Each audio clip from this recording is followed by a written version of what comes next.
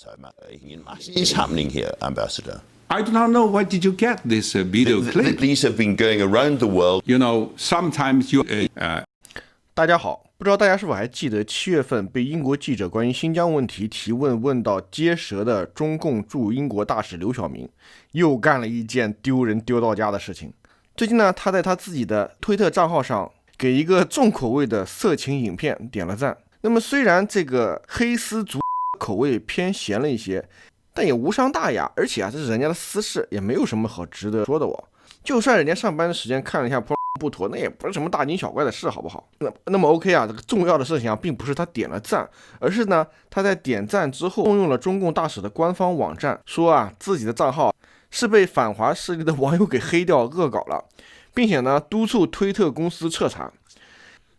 咱们先不说这个造神的中共官员是和神一样，他是不会有常人欲念的。假设真的如刘晓明大使所说的是被恶搞了，为什么一定要是反华势力呢？而且他们是怎么知道的呢？因为既然是有人恶搞，那么很有可能是比如像是黑客，他就会去黑一些大人物的那些账号，展示自己的技术，或者呢是得罪了欠钱不还的债主，又或者呢是因为对老板不买的员工下属干的呀，或者是曾经和他感情破裂的情妇小三干的，也是有可能性的。那为什么就一定是反华势力呢？这个他是根据什么得出的结论？那么 OK 这些都不重要，本来就是像网友调侃习近平老是读错字一样一笑而过的事情，却被中共官方如此严肃的发表这么一条此地无银的官方声明，结果活生生的把这件事捅成了国际大新闻， BBC、CNN、每日邮报各大国际新闻竞相报道。那么这哪里是危机公关那放在娱乐圈，这根本就是帮忙放大舆论自我炒作的行为那么可能有人想问了，这个中共好奇怪他为什么在这个危机公关处理上面化解国际局势紧张他只会越化解越紧张，缓解国内像什么香港、新疆、内蒙古这时候反对的声音总是越化解越反对。这时候可能有人生气了，你这个人是搞笑了那你说发生这种尴尬事情那要怎么办了那你来当中共的危机公关处理好不好那好吧，今天呢我就用一个最近的网络事件解锁一下正确的危机处理的方法。在上个月，英国 BBC 电台旗下美食节目的女主播 Hirsi Patel， 这个名字我也不知道中文怎么讲，我就简称她为洗米女吧。 What's she doing? Oh my god！ 因为这个女主播呢，她在做蛋炒饭的时候呢，被一个叫 Uncle Roger 的 YouTuber 吐槽，起因是她在节目中做蛋炒饭的方式，首先不洗米，却在煮熟以后用水去冲洗煮好的米饭，然后再用筛子把米饭沥干。Drain the。那么这对于以米为主食的亚洲人来讲这种煮饭的方式简直让亚洲网民们一个个都笑喷了，甚至还有一些这个亚洲网民感到自己被冒犯了，愤怒地说，你这是侮辱了我们亚洲的文化。结果呢，这位女主播就招致了大量的网络暴力和声讨。那么我在这里插一句就是说为什么会有人如此的抓狂呢？就好像意大利人特别受不了美国人在披萨里面放菠萝，就是凤梨。还比如说这个法国人听到用英文发音的这个可颂他就会抓狂。又好比说就像瑞士人看到有人在仿豆里面，就是芝士火锅里面放面包之外的东西，这些对于一些强调文化自信的人来讲他是无法接受一些就是自己文化认知以外的这些事情，甚至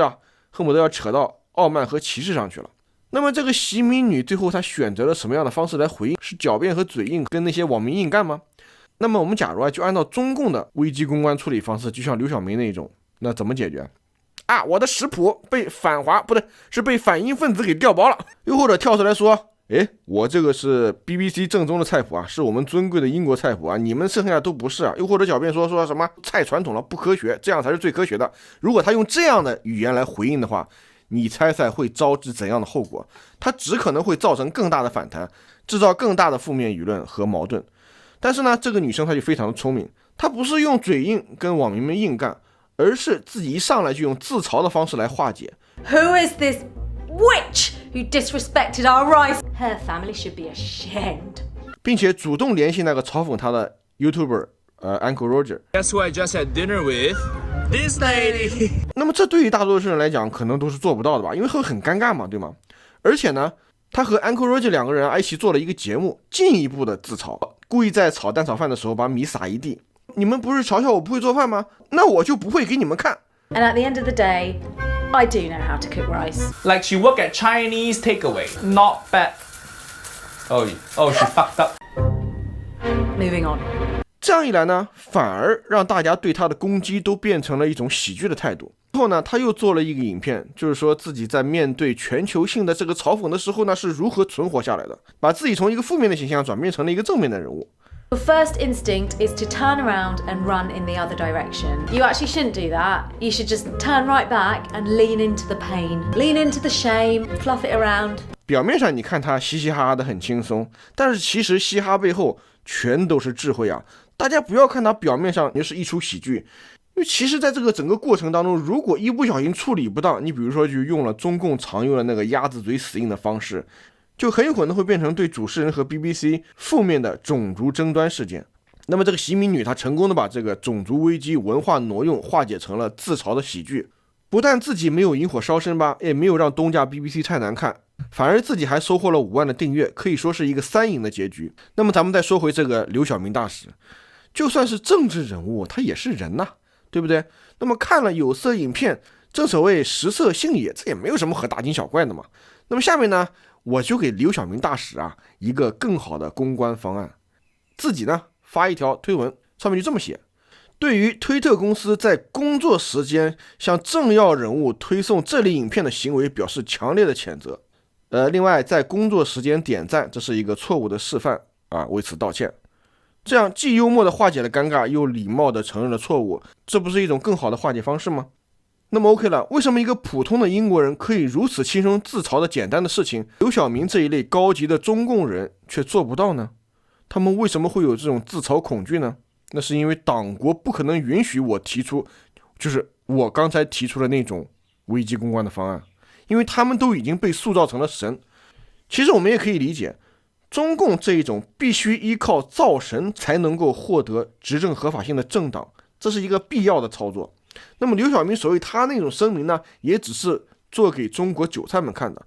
他才不会管外网怎么看，反正韭菜们看不到就是了。那么对于中共在国际矛盾上面，他们采取的这种手段死不认错，更不能自嘲，特别是像爱国小粉红们，他们根本就不知道什么叫自嘲，因为这一类人他们从小就成长在耻辱教育，也就是自卑教育之下，